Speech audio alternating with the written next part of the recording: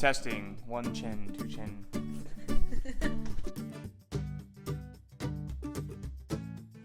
Hey everybody, it's Maggie from This or That, and today I have a very special guest, Bryan. Hi. And we are here to tell you about things that you should do in Disney World as a first timer. We went to Disney World for the back up. We went to Disney World in September, and it was Bryan's first time.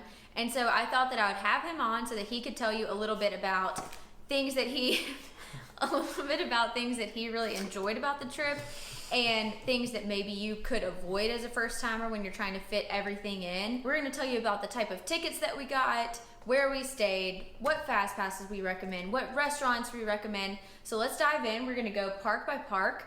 Mm-hmm. But maybe first we should start with where we stayed and how you sort of get set up going to Disney. Okay. I'm gonna take the lead. Yeah. So can you tell them sort of about like the hotel structure at Disney? So, to the best of my knowledge, being a first timer, there are different levels of hotels you can stay at. If you go through a hotel through Disney, staying on the park, even if you stay at one of the lower end hotels that are a little bit cheaper, you still get some advantages like what we got the fast passes. Yeah, so you have the ability to get fast passes early, so you can actually reserve your fast passes for rides, and you also get benefits of like the transportation to and from the park. And I will say that staying in a lower price resort means longer travel times for sure.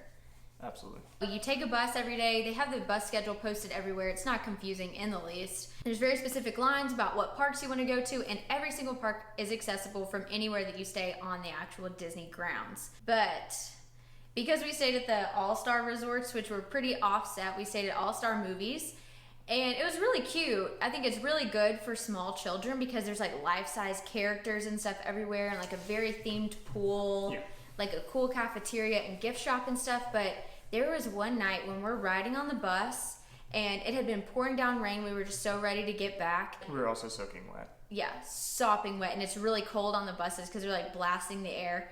And we look over, there's like babies flying everywhere. This one baby's like hanging from the handrails on the bus, and all of a sudden Bryan stops me and was like, "Maggie, listen to the music that's playing." Are you gonna sing it? No. Oh, okay. It was like ding ding ding ding ding ding ding ding, which is like the circus music, and this baby's like hanging from the handles, and we're like, this is a little much. But other than that, I mean, we had a pretty okay experience. Overall, totally fine. If you want to save some money, that is the easiest way to cut back because you're never in the room. I can't stress that enough. It's true, but you do sleep in the room. You do sleep there. It was just a landing pad though. Like, it was a great place to keep your luggage. It's just a really easy way to save on the trip. So if it's your first time, go ahead and stay at a value resort, because then if you start off staying at like a moderate or a deluxe resort, then you would actually know the difference in quality. It's true. You wouldn't appreciate it nearly as much. Right. What's our goal next time we go? Is to stay in a moderate. Yeah. Level 1, for sure. Yeah. Level 1. I don't know if they divide it by level like that. Like moderate level, range. Pause 1. Okay. A moderate level 1. Got it. I thought you meant like moderate. English minor, y'all. Level 1.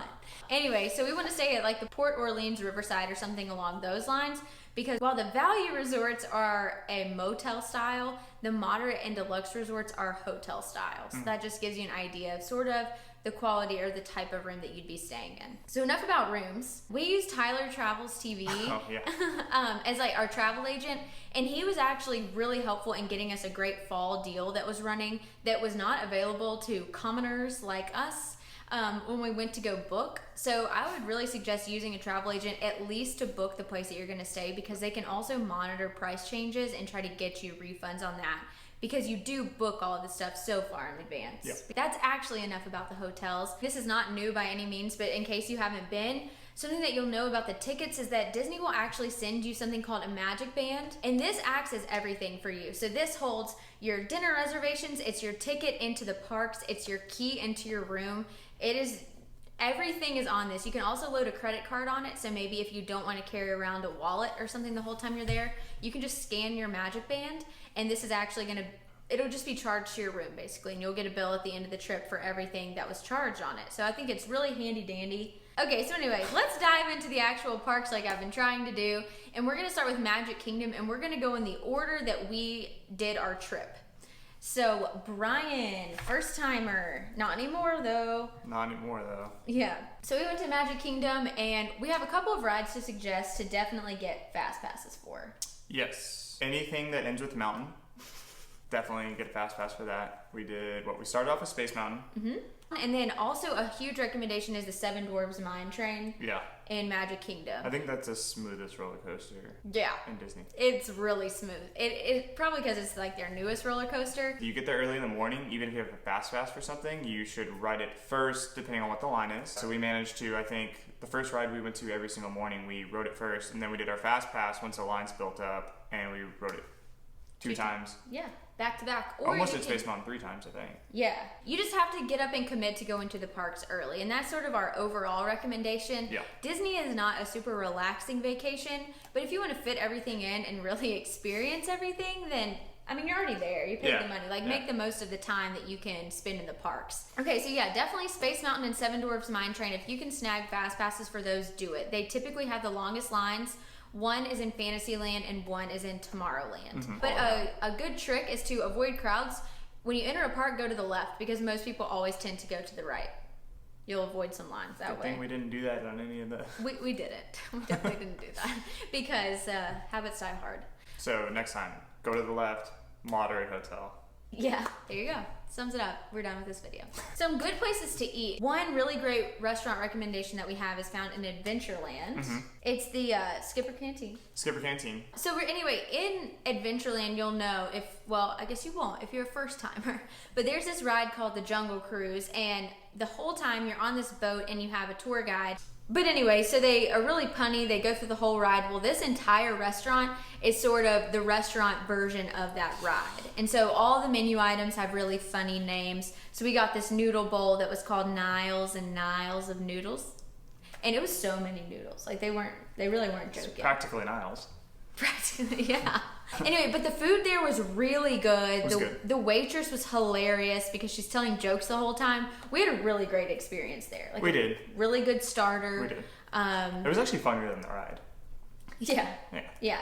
Definitely make a reservation there ahead of time. They do accept walk-ins. It's Disney World. They understand that not everybody knows this inside information, but we would say definitely snag a reservation there, lunch or dinner. And recommend calling versus trying to book it through the app or online. Yeah, so pro tip just in general for restaurant reservations is that you'll go online and there is a feature, and oftentimes they'll give you the hours, but sometimes they don't actually show you every time that's available. So it's always better to just call to make your reservations because you could end up getting that prime time 7 o'clock reservation time for dinner when on the website it's only showing one available for 9:30 p.m. Call for reservations, definitely. Okay, so let's move on. The next day we went to Hollywood Studios, and this is hands down our favorite park.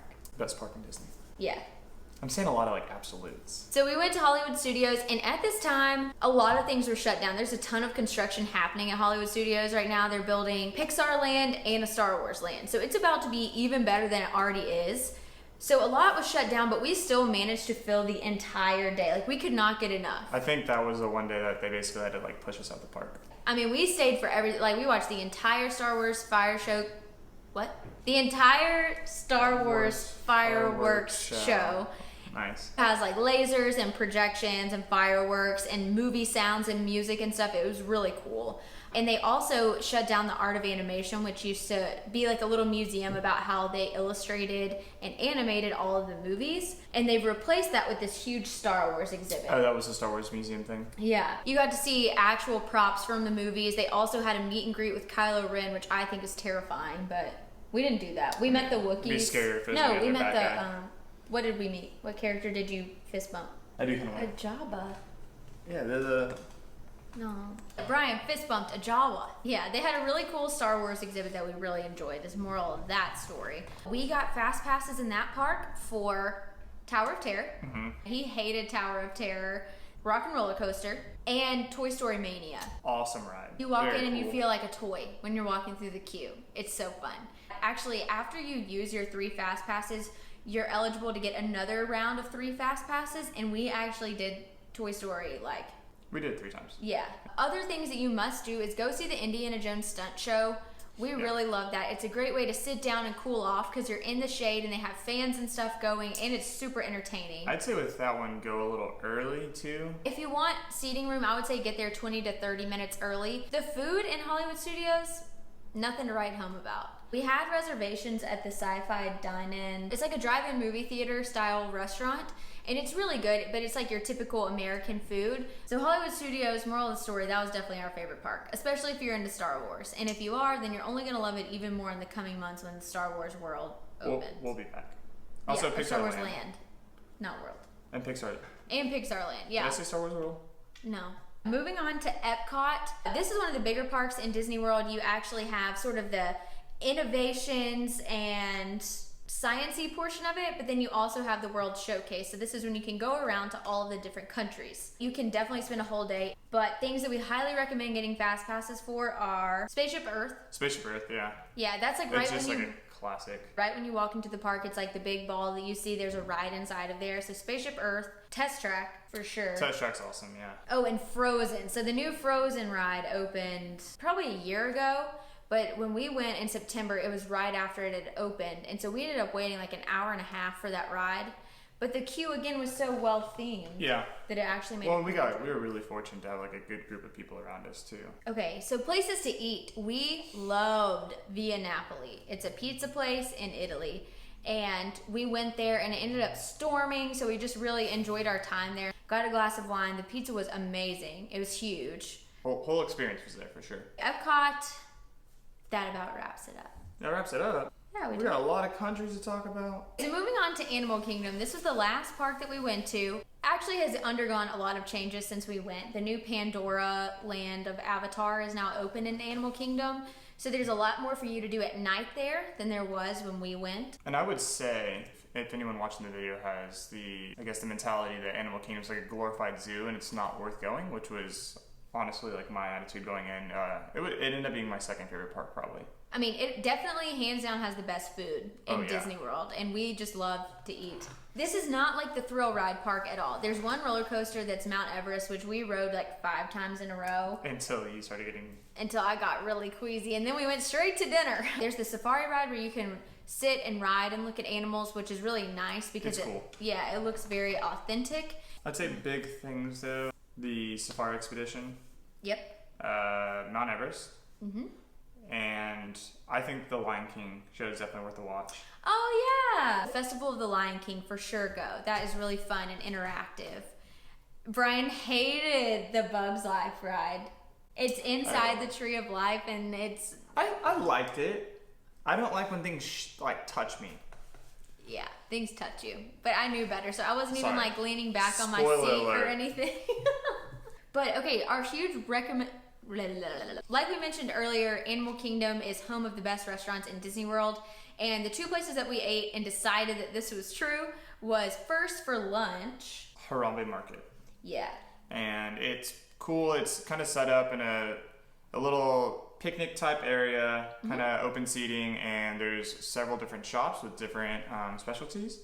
And everything was seriously flavored so well. We also got some really interesting beers that we had never had before. Which we're big on trying. New beers and coffee.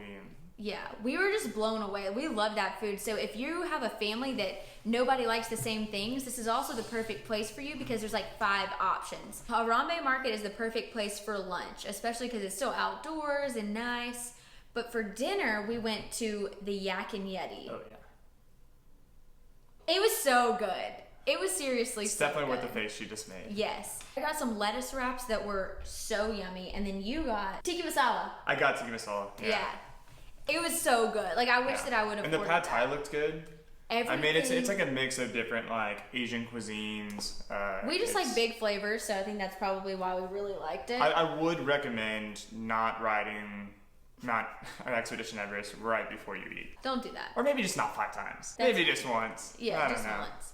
So they were making a big push to keep more people in Animal Kingdom at night. So this is going to thin crowds all over every park. Also just allow you to stay in that one park. So maybe if you're somebody that didn't get the park hopper option, it's just a better way for you to extend your day in Animal Kingdom because the Land of Avatar is open at night and it has this really cool bioluminescence features all over it. And again, yeah, Rivers of Light, which is a new nighttime show with lights and lasers on the water. So I guess that is all of our recommendations for first timers at Disney World and every park.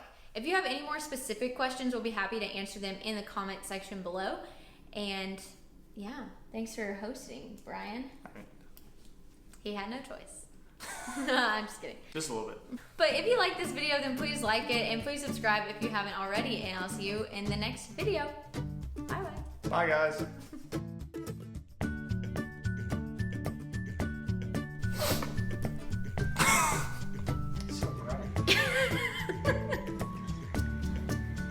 Do we need it?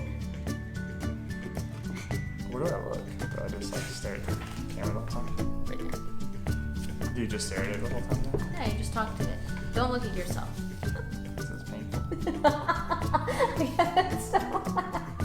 What things you should hit, avoid, or just, I don't know, weigh in your mind. Just in case you want to weigh things in your mind. Yeah, that was bad. So I personally think that you should devote more time to Disney because A, it's way bigger, 2, it's way better. At least I'm not like, I'm not getting decapitated. I mean, And it's not gonna have as many people as Magic Kingdom.